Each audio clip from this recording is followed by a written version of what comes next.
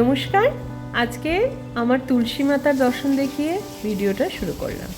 তো সকালবেলা আমার স্নান টান হয়ে গেছে, আমি চলে এসেছি ওপরে ছাদে। আমার এই তো একটা জবা গাছ আছে, ওটাতে যা ফুল ফোটে রেগুলার একটু মায়ের পায়ে দিই। তো সেই আজকে কতগুলো জবা ফুল ফুটেছে সেগুলোই তুলে নিচ্ছি। এগুলো তুলে নিয়ে এবার আমি আমার পুজোটা করে নেব। তো জবা গাছগুলো ভালোই ফুল দিচ্ছিল। একটা ছোট জবা গাছ ছিল যেটাতে বড় বড় ফুল হতো, তো ওইটাই দুদিন ধরে ফুল হচ্ছে না।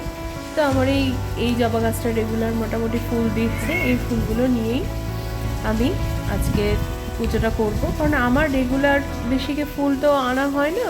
তো বৃহস্পতিবার দিন করে আমাকে বাড়িতে ফুল দিয়ে যায়। আমার একজন ফুল যিনি দেন তিনি বৃহস্পতিবার করে দিয়ে যায়। তো অন্য দিনগুলো আমার গাছের যা ফুল হয় সেটা দিয়েই মায়ের পুজোটা করে নিই। তো এবার পুজোটা করে নেব। শঙ্খ বাজিয়ে বাঁকে ঘরে জ্বলেছে, সুগন্ধি ধূপ জেলে আসন পেতেছে, প্রদীপ জেলে নিলাম তোমায় বরণ করে, আমারে ঘরে থাকো ভালো করে, এসো মা লক্ষ্মী বসো করে, আমারি ঘরে থাকো ভালো করে।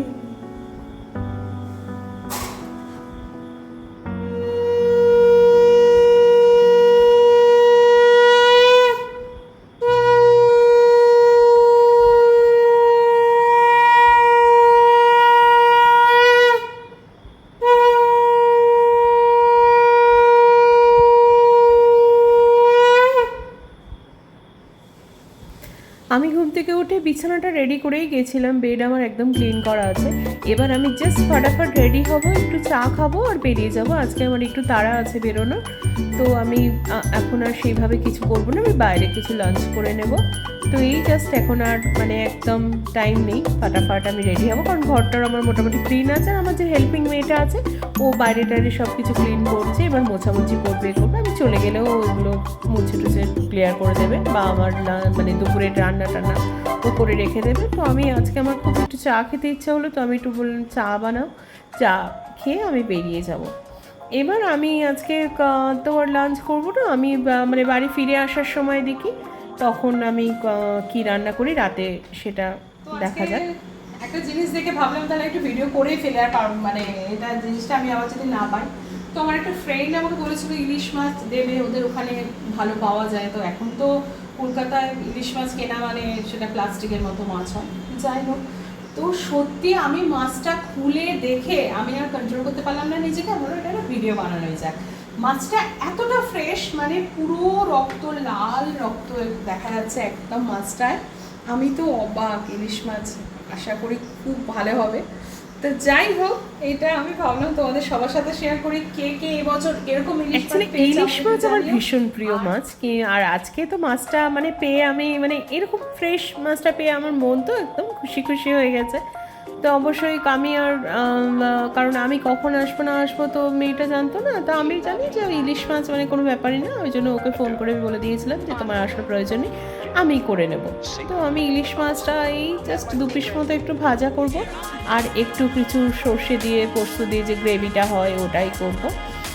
তো এটা করব, আর একটু ভাত বসাবো, একটু ভাত দিয়েই খাওয়া হবে এটা। তো আজকে সারাদিনটা ভীষণ চাপের মধ্যে দিয়েই গেছে, তাই এবার আমি জাস্ট খাওয়া দাওয়া করে আমি একটু হইচইতে একটা সিরিজ দেখবো, আতঙ্ক বলে একটা এসছে, ওটা দেখবো আমি। তো একটু রিল্যাক্স করার দরকার, কারণ আজকে সারাদিন ভালো মতোই প্রেশার গেছে।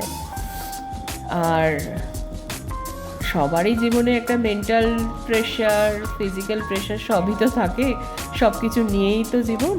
তো সেই আর কি, তো মাঝে মাঝে ব্রেনটাকে তো একটু সারাদিনের মধ্যে কোনো একটা সময় তো একটু রিল্যাক্স করা উচিত।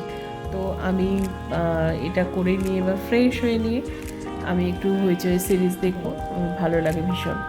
দেখে তারপর ওটা শেষ হলেই তারপর শুতে যাব, ঘুমাতে যাব আর কি।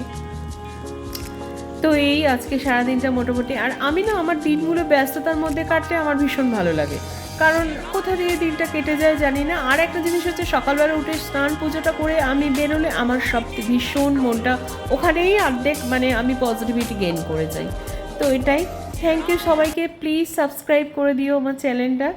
Thank you so much.